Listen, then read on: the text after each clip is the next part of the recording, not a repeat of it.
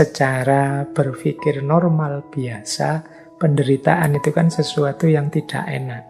Orang menghindar dari penderitaan atau mencari solusi agar tidak menderita lagi. Dan ini tidak mudah, karena harus jujur kita akui dalam hidup ini, karena gara-gara keterbatasan-keterbatasan tadi, kita itu banyak menderita. Tetapi oleh agama, dia membaca penderitaan ini secara berbeda, kata Clifford Geertz. Kata Clifford Geertz, secara paradok, agama itu mengajari kita bukan bagaimana kita bisa menghindar dari penderitaan, tapi bagaimana kita bisa tahan, kita bisa kuat, kita bisa menanggung apapun penderitaan yang sedang kita hadapi. Kita jadi kuat saat sakit, saat kehilangan, saat kalah, saat tidak berdaya. Dengan cara pandang yang diberikan oleh agama. Ilustrasinya mudah lah. Kemarin waktu pandemi misalnya. Coba kita balik lagi melihat berbagai diskursus, berbagai wacana yang berkembang saat pandemi. Itu kan muncul perspektif-perspektif dari ranah agama yang luar biasa. Ada yang bilang pandemi ini, penderitaan kita zaman pandemi ini merupakan hukuman dari Tuhan. Berarti ayo kita bertobat, ayo kita segera kembali pada Allah, membersihkan diri. Ada yang bilang ini adalah ujian dari Allah.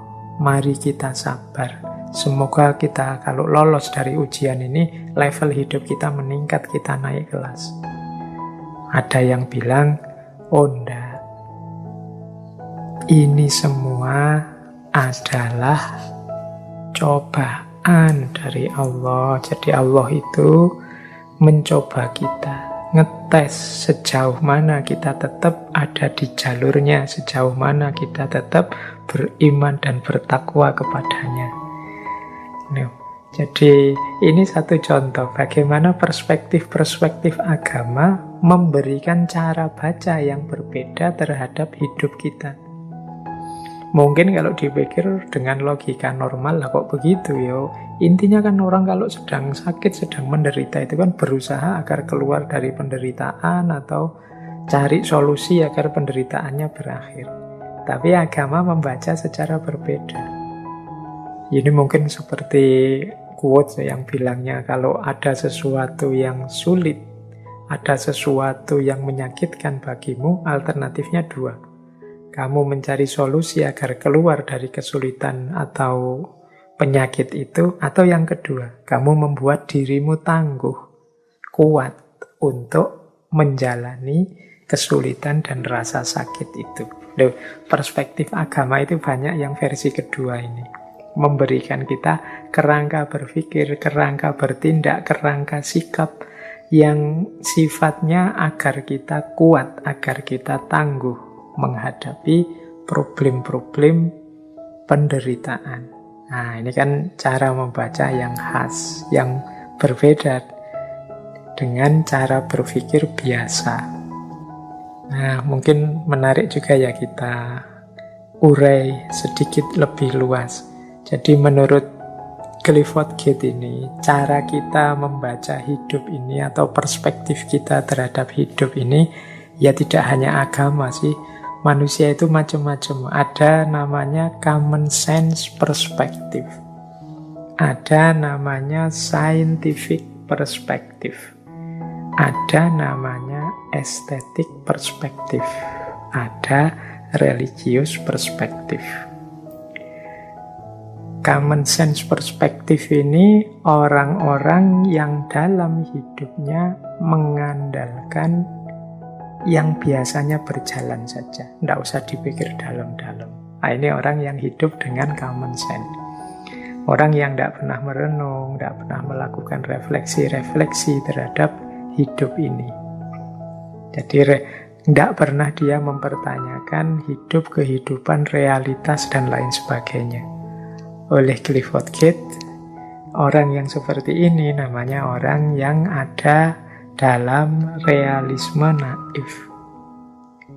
Naif itu kan kesadaran ketika orang tahu hidup ini banyak masalah tapi dia tidak peduli. Nah, makanya realisme naif. Orang yang hanya mengandalkan common sense saja. Tidak bertanya macam-macam. Kadang-kadang kan kita bersikap seperti ini. Kita sering bersikap, alah hidup ini yang penting mengalir saja, tidak usah aneh-aneh, yang penting dijalani saja. Nah, ini namanya common sense perspektif. Kata Clifford Gate ini realisme naif. Ya realistik sih tapi naif. Naif itu kan kita tahu dalam hidup ini banyak problem, banyak masalah, banyak halangan, rintangan, banyak tantangan. Apa bisa kita itu hidup hanya menjalani saja, jalan saja, lancar saja? Tidak mungkin. Pak, yang penting saya mengalir saja. Apa bisa kamu mengalir saja itu? Ya tetap kamu nanti akan ketemu masalah, ketemu problem yang harus kamu pecahkan, ketemu tantangan yang harus kamu respon. Yang tidak bisa mengalir saja. Jadi bisanya kamu harus tetap berjuang, bisanya kamu harus tetap berusaha, bisanya kamu harus keluar dari masalah. Jadi tidak mungkin. Atau mungkin ya kalian hanya pura-pura saja, tidak ada masalah, padahal banyak masalah. Itulah yang disebut naif.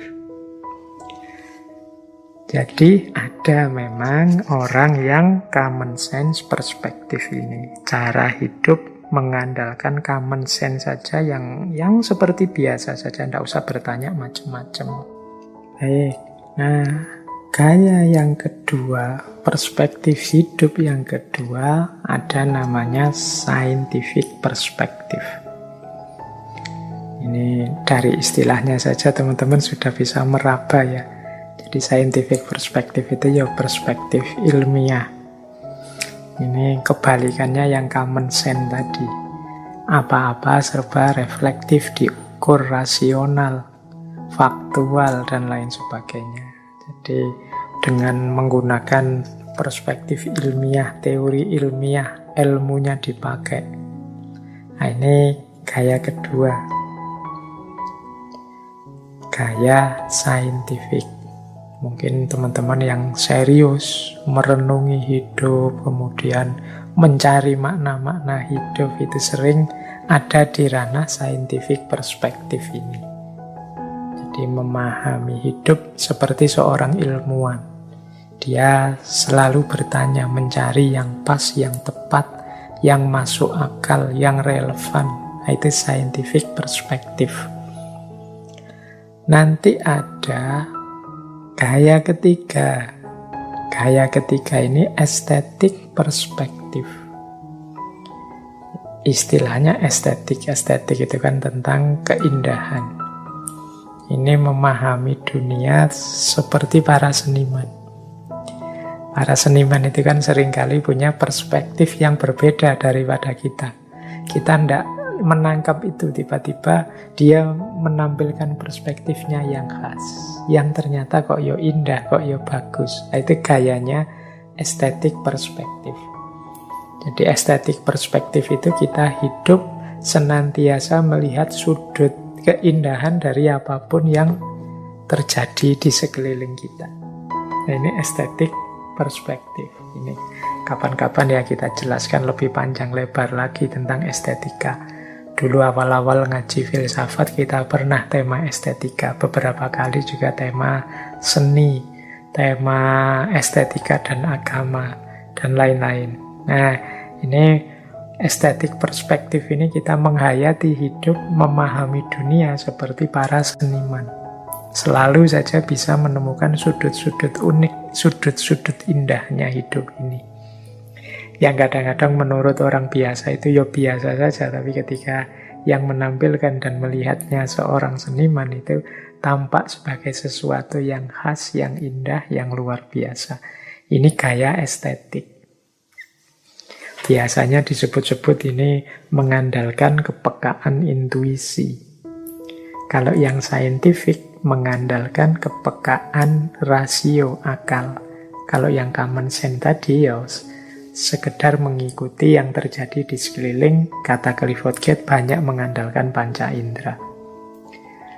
Nah, yang dibahas sejak tadi yang keempat, yaitu religius perspektif. Jadi, yang tadi membuat orang semakin tangguh dalam penderitaan, membuat orang semakin mantap menjalani hidup meskipun tahu banyak lubang-lubang, banyak kelemahan-kelemahan dalam hidup kita ini. Bahkan nanti perspektif religius tertentu melihat, dunia ini hanya ilusi. Ada dunia yang lebih sejati di balik dunia yang kelihatan ini. Dunia yang kelihatan ini hanya simbol-simbol dari hadirnya sesuatu yang jauh lebih dalam, jauh lebih besar. Perspektif agama ini biasanya berhubungan dengan tujuan dan makna hidup. Kita memberikan makna-makna terhadap hidup kita. Kita membaca alam ini sesuai versi keimanan kita. Itulah religius perspektif. Jadi, ini bisa dipakai untuk teman-teman introspeksi. Cara kita membaca hidup itu seperti apa? Gaya common sense, mengalir saja, ikut saja, yang lain ke utara, ikut ke utara, ke selatan, ke selatan. Atau gaya terukur, tertib, cerdas seperti kelompok perspektif saintifik. Atau gaya unik, khas, tapi penuh makna dan indah seperti perspektif estetik. Atau gaya spiritual, menemukan sisi-sisi dalam hidup ini seperti perspektif religius, menemukan tujuan dan makna hidup yang melampaui dunia ini. Nah, ini religius perspektif.